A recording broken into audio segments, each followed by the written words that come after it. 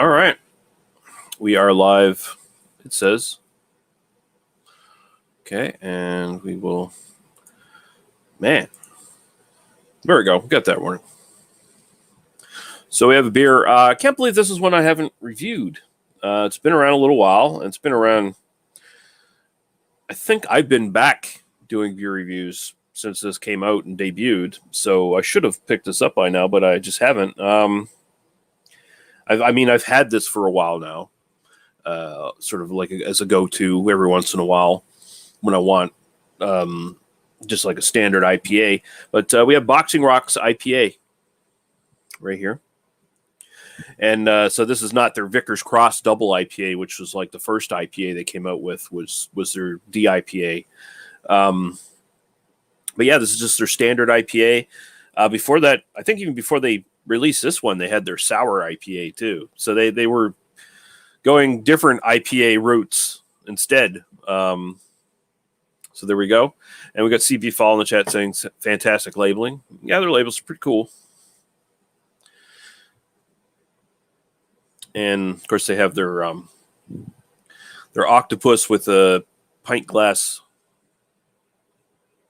logo right there. We're going to go to the website here for a minute just to get the deets on this fucking thing. So we'll share the screen, go to tab, and we'll go there. There we go. So we're in their website now. I got to point out that there is one fault I have with their website right now. You go to our beer, and all you can find is a thing to get an app for your phone to look at their stupid beer. Not their stupid beer, but their page showing their beer. That sucks. I don't like that at all. I mean, sure, you can have your fucking app. That's fine. It's cool. Have your app or whatever. But have that on the side that you can click on and choose to use, and still check out their beer, because you have to go an obtuse way through to get to it. You have to go to their shop, actually.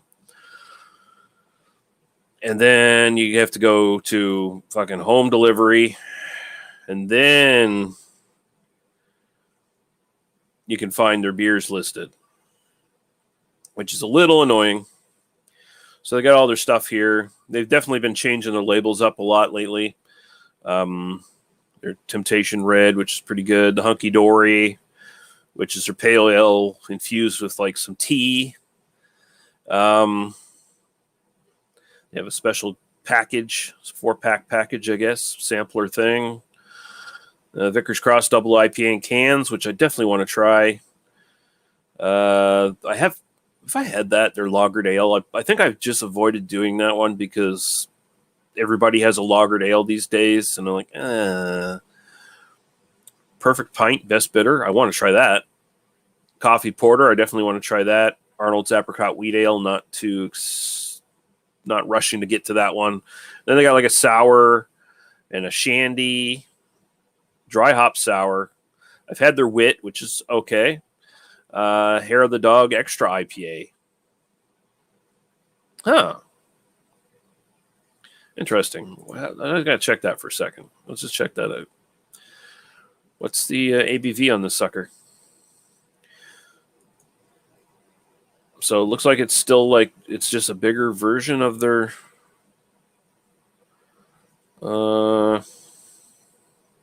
Vickers Cross, I'm guessing. I don't see the ABV listed, but whatever. Okay. Back to Birchtown Old Stock Ale. God damn. They got some cool stuff going on here lately. Flat of cans, grab bag with a bunch of different stuff. The Octopack, super grab bag. Yeah, they got some interesting options here. But what we're here today to look at is the India Pale Ale. And so we got it here.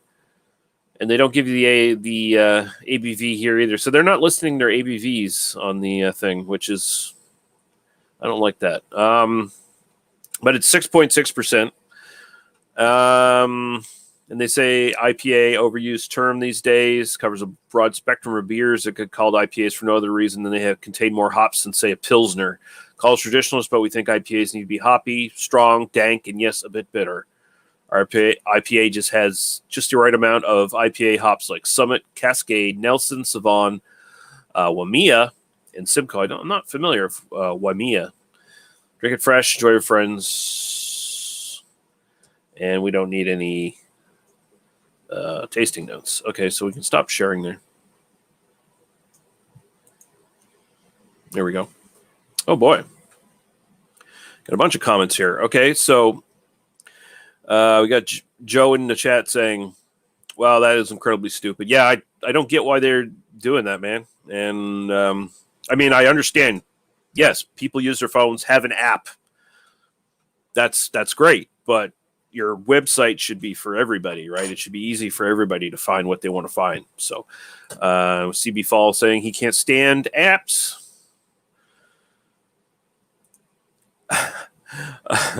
Paul saying another great presentation from Boxing Cock. And he says, I can't turn down a best bidder. Then Joe's saying maybe they sacrificed their website for better beers. I just think it's an oversight. Yeah, Paul's saying doubtful. And he says, no ABVs listed because they are all too low. They're all probably a bit too thin for you too, Paul. All right, so we'll open this up.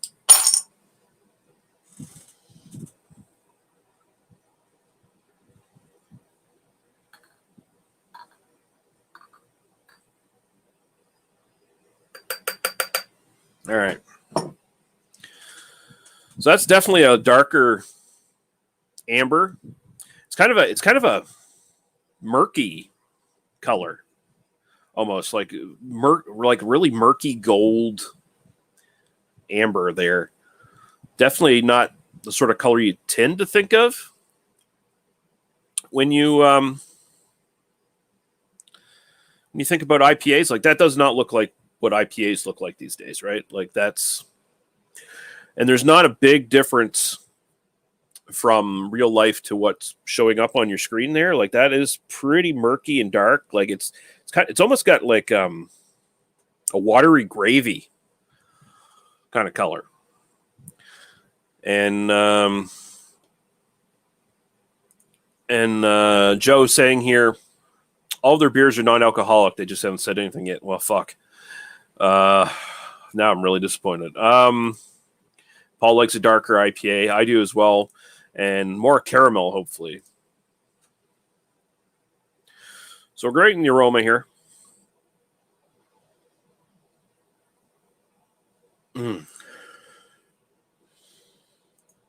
Paul saying watery gravy.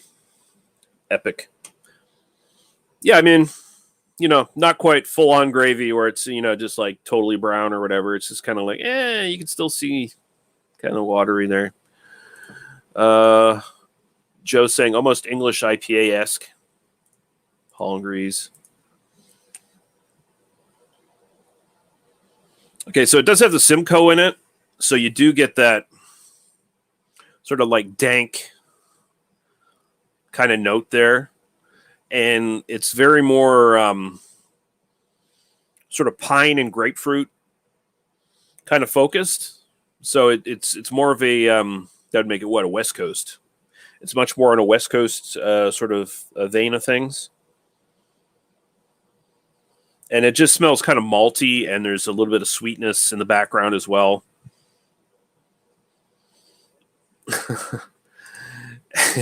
Joe, oh my God, is it cat pee? Yeah, it's not quite cat pee, but it does have that. Does have a little bit of that Simcoe note in it. Got to love that cat piss goodness. This smells really good. It just smells like it's hard to even say this at this point. Like, I don't know if most people, like, I know Joe and Paul will know what I'm talking about when I say this, but like a lot of people these days who maybe are just not familiar with what IPAs were like 20 years ago, 15 to 20 years ago, it's more of like a traditional craft IPA smell from back in the day. And Joe's saying, yeah, it smells like an old school IPA. Basically, yeah. Dank, herbaceous, little vegetal. No, but smells really good. It smells very inviting. So we're going to go right to the taste. Cheers.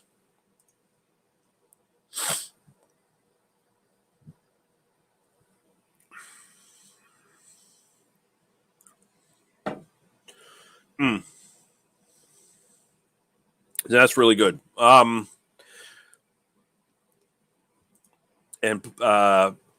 Joe's saying, which many haze bros don't know about or don't want to. Yeah, this would knock the socks off of anyone who's just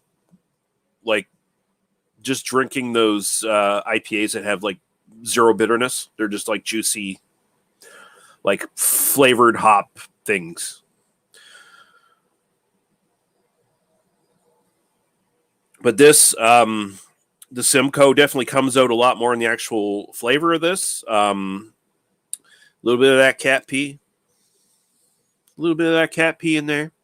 But then you have a lot of just good grapefruit bitterness, like massive grapefruit bitterness. A lot of citric qualities to it. Pine as well, just sort of overall. And the malt. The malt comes up a little bit. It's a bit thin.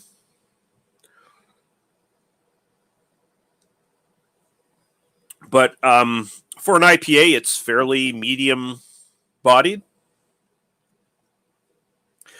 And you could probably get away with calling this a double IPA. It only sits at 6.6%, but it's got enough bitterness in the background where it really does sort of remind me of their Vickers Cross double IPA. In fact, I think this might even be a tad more bitter overall, just in the lingering sort of citric bitterness, like the grapefruit bitterness in this. Joe's saying, I love me some North England IPAs and hazies, but I can also appreciate the traditional and old school styles. I'm about the variety, baby. And Paul says, just a drippy dab of that cat pee, baby. Just a drippy dab of that cat pee, baby. Just a little bit of cat pee in that. Car pee. Yeah, no, cat pee. I know what you were saying. I think car pee worked well too, Paul. Probably from that jug you carry in your bunk, baby. Truncated piff from Paul. Nice you gobbet, baby. Paul says he's had an Alexander Keith's aged in a car trunk. That's... I don't know, man.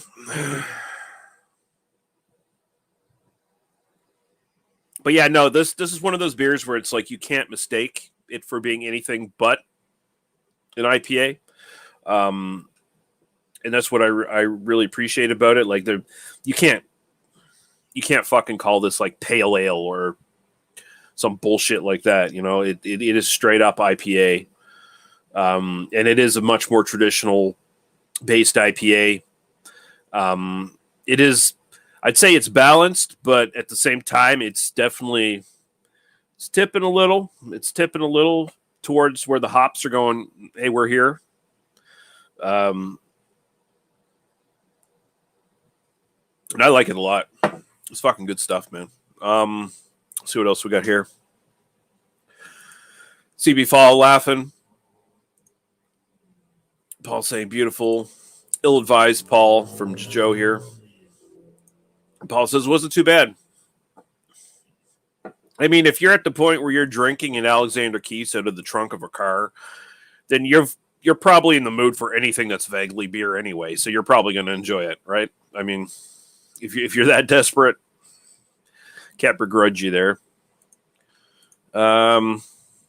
Joe saying, I will say, enjoy and appreciate old school hop forward beers nowadays because they're becoming rarer and rarer. Brings me back, yeah.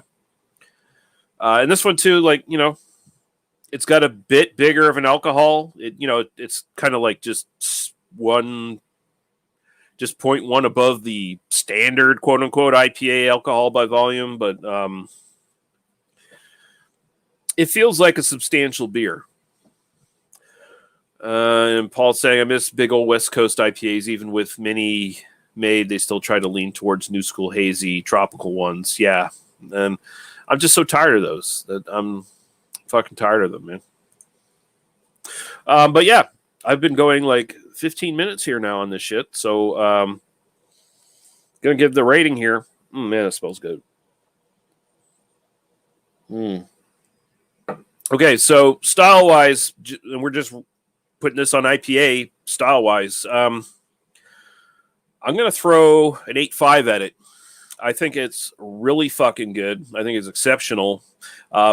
It may also benefit from the fact that it's rare to find these days, so it kind of stands out from the pack a little bit more.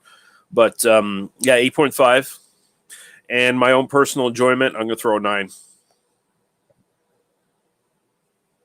I like this one a lot. It's one of Boxing Rock's best beers. I think I like it better than their double IPA because their double IPA tends sometimes to run into that same problem that some other double IPAs will, when sometimes they fuck up when they're brewing and there's too much sugar involved to raise the alcohol. And so not all the sugar necessarily gets eaten up by the yeast. And then you have like a really hoppy but way too sweet beer, you know, where sometimes it almost gets to like cloying. So this one here, there ain't none of that. Like you get a little bit of malt up front, but that's almost just totally destroyed by the hops as you get into it. They're more the malt here is just like the body. It's just taking up the heft of the beer a little bit, the mouthfeel, than it is the flavor necessarily. The hops, just like the old school West Coast IPA style hop stuff going on here, just kind of it's all about the bitterness, baby. It's all about the bitterness, baby. Bow the wood, that's the roll. But yeah, almost we're getting on here for a 20-minute fucking review on this single IPA, which is crazy. Crazy fucking pants. Who do I think I am? Terry K or some shit? Holy fuck. Rest in peace, Terry. Beautiful, beautiful bastard. Anyway, thanks for watching, guys. And I think I'm going to do some video game streaming here in maybe 20 minutes or so back on my channel. So, you know, if you want to check that, I don't know. But I'm going to get out of here. And then we got Paul saying, excellent review. Video, cheers, brother. Rest in peace, Terry K. Yeah. I was going to make like a tribute video, but I don't know. I think I'm going to leave that to like the Urban Viking or somebody who knew him personally, knew him a bit better. It just feels, I don't know. Maybe if like I know he's still going to do something. I think he's still planning on doing like an actual tribute video or whatever. Maybe it'll be a hangout. Maybe he'll invite people in. If he does, then I'll try to join that or something. But yeah, we got Joe saying cheers, Rip Terry K, and CB Fall saying have a great evening, Lee. You have a great evening yourself, sir. And cheers, guys. Bye bye.